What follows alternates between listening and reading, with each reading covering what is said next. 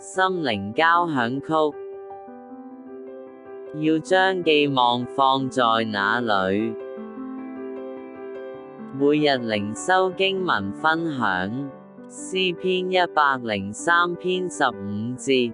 至於世人，他的年日如草一樣，他發旺如野地的花。大衛歌頌神的情愛，敬畏耶和華的公義。他鼓勵百姓要將寄望放在愛我們的耶和華，因神恆久不變的恩惠在持續，在不斷續的提供。神知道我們的軟弱，也知道我們的過犯。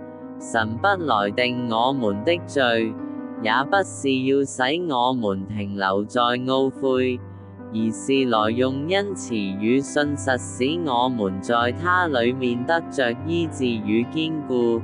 這永恆不改變的恩典，是要來赦免我們一切的罪孽，要救我們脫離死亡的轄制。因着神的恩典，大衛要稱讚神，歌頌神。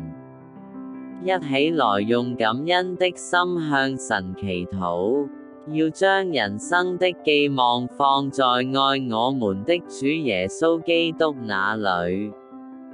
他為我們甘願的犧牲是為要來拯救我們，他復活是為我們準備永恆的住處，差派聖靈保惠師來作為我們隨時的幫助。